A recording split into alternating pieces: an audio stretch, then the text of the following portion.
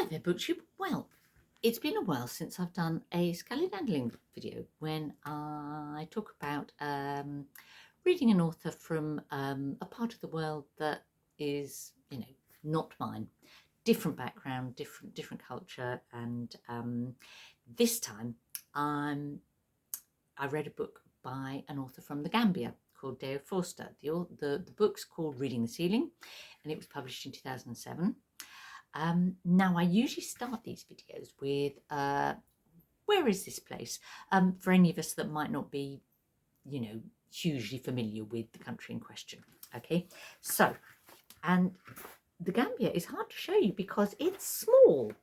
Okay, so here we have African subcontinent, West Africa. Yeah. All of this. Here is Senegal, not in itself a particularly big country, and within, almost completely enclosed on three sides by Senegal, apart from this, it's a little bit of Atlantic sea coast, is Gambia. So the Gambia is this really strange shape for a country. It's kind of long and thin, no more than about 30 miles across at its widest point, on either bank of the Gambia River, and that's how it's got its name. It's only about, well, a bit over 2 million people live there, so let's say small and long and thin.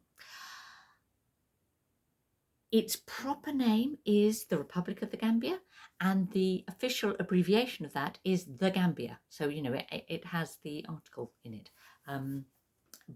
but these days lots of people refer to it without, as straight, just as Gambia. So I'll probably do both in the course of this video. Now, Reading the Ceiling is written in English, and it's written in English because that is actually the official language of the Gambia. Lots of other languages are spoken there. It's a very sort of diverse, ethnically, culturally diverse country, bearing in mind how tiny it is. Other sort of major languages spoken would be Mandinka, Pula, Wolof, but as a legacy of the British occupation of the area, when it became independent, they plumped for English as their common language and the official language. Now, I usually give a little bit of history as well of the country, because I'm always curious about that when I read a book from somewhere where I haven't read a book by an author from that country before. Gambia is in that bit of West Africa that was part of the great Mali Empire of the 13th, 14th, 15th, 16th, 17th centuries. Fascinating history that. Not an enormously significant sort of bit, except that, of course, it's the river was important for sort of trade and for things coming from the interior to the coast. Of course, that bit of Africa was enormously significant for the slave trade, and various European powers were sort of jockeying for position around there. Basically, the British kind of wind up with control of the bit that is now Gambia, but the area around that was very much French controlled, and there was it wasn't always clear cut who would sort of how that would work out, and the boundaries of the country today was shaped by a sort of peace treaty between Britain and France, rather than any natural reason for that country being that particular shape or those particular boundaries. It got independence from Britain in 1965. Since then, there've been like a couple of coups, but it's sort of settled down now into sort of constitutional democracy as far as one can tell. And I would say that the history is not an enormously important backdrop to this particular novel. This is more of a coming-of-age novel, and a novel very much about Gambian society and being a young woman and growing up as a woman in the Gambia. Forster was born there. Grew up there in Banjul, the capital city. She left herself at age 18 to study in the UK. She went to LSE in London and studied statistics and computing, I think. And that theme of young Gambians who had sort of ambition to higher education having to look elsewhere to study is very much there in the book. There wasn't a university in the whole of Gambia when Dayo Forster was 18, so limited choices. As far as I know, this is the only book that she's written. She wrote it kind of in like early middle age. I haven't been able to find her date of birth anywhere, but she took up sort of creative writing as a hobby or interest in her mid-30s. I've gleaned from some interviews with her that I could find online. Her actual career has been in statistical research, medical research, then financial sector analysis, and I think she is now a financial inclusion consultant, does consultancy on that, as far as I can tell. When this book came out, there was talk of a second novel, but that was 2007. We're 2022 now, no sign of it. So this may have been a one-off for her. Sometimes they say everyone's got one good book in them. I'm not sure that's true, but it would be plausible to me that this was her one good book. What else in terms of background? Oh, another interesting thing about Dayo Forster herself for me is that she comes from the Aku or Creo group, which is a sort of small minority ethnicity in the Gambia. They came in the 19th century from Sierra Leone and basically what happened is the British were made huge success out of the slave trade, as we know, in the 18th century. But at the beginning of the 19th century, 1807, they banned the slave trade, and then they tried to enforce that ban by capturing slave trading ships. And then, of course, they've got a ship full of people that they've got to do something with, so they take them, sail them back to West Africa and sort of, dump them and say, get on with it. And that was often in Sierra Leone, also in the Gambia, so there's a set of people that was sort of almost like internally displaced, I suppose. Then you also got repatriation of, former slaves from the USA, from the Caribbean. There was a group who'd fought for the British in the American War of Revolution, for example, that again come and settle, and they become the Creo, and a group of them wind up in the Gambia. So interesting. I love the way when I read a book like this, you in looking at the author or reading the book, you get these little snippets of history that you didn't really know about previously. Anyway, let's get to the book itself. It's, as I say, a coming-of-age novel. It starts when the protagonist is, I was going to say she's 18. It starts with her 18th birthday. It's written in kind of like first-person, present tense, so very youthful, vivid, that conjures up that sort of youthful, vivid sort of start to the book. And we're very much living with the main protagonist, Ayodele, who is a young woman of the Aku community. But it gets a little bit more complicated from there.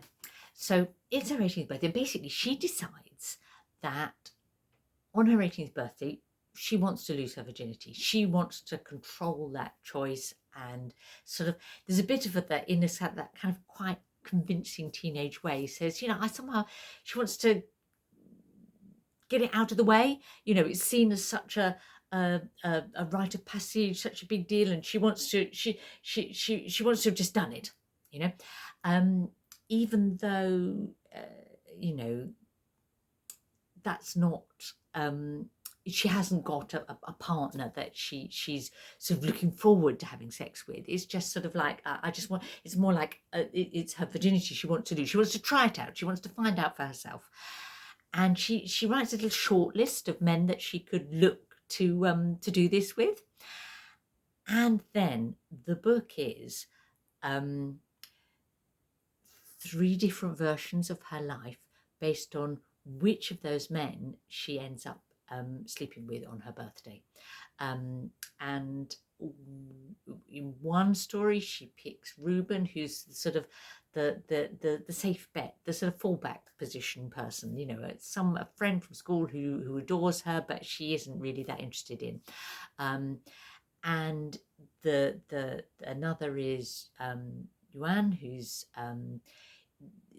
a character of Chinese origin, whose parents kind of, it's sort of Chinese investment in that part of Africa, and that's how his parents ended up there. And he's at school with her, and and that and then the third, well, we're not quite sure who it is. It's left a little blurrier in the third story, but we think that it's the father of her school friend Remy.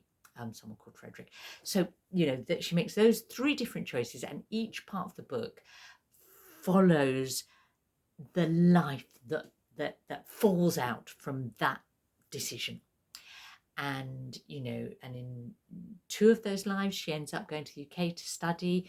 In one of them, having chosen Reuben, she has a bit of a crisis of self-confidence and self-esteem, because she sort of, I don't know, it feels like perhaps she sold herself too cheap or something, because she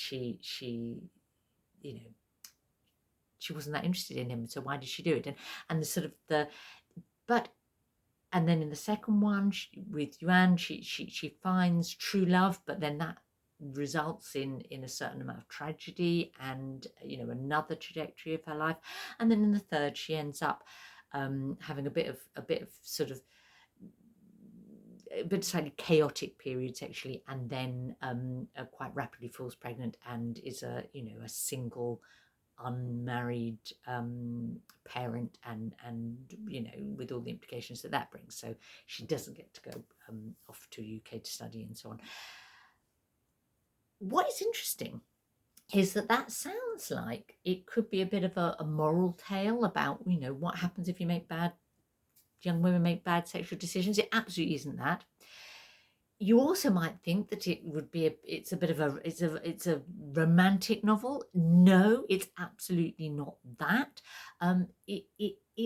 She actually spends as much time talking about the sort of education and career sort of, I don't know, choices and developments that fall out of those of Ayodele's 18th birthday sort of choices, as as about the relationships that she ends up in. This is a book about it's not a book about if you don't pursue true love you'll be sad. That's way too simplistic a sort of a version of this book. In fact, I would say that her relationship with her mother is probably the number one relationship of all 3 stories, and also her aunts, her sisters. Relationships, family and relationship with the other women are really central to this book, as well as career choices and economic options and challenges for Gambian women, I suppose.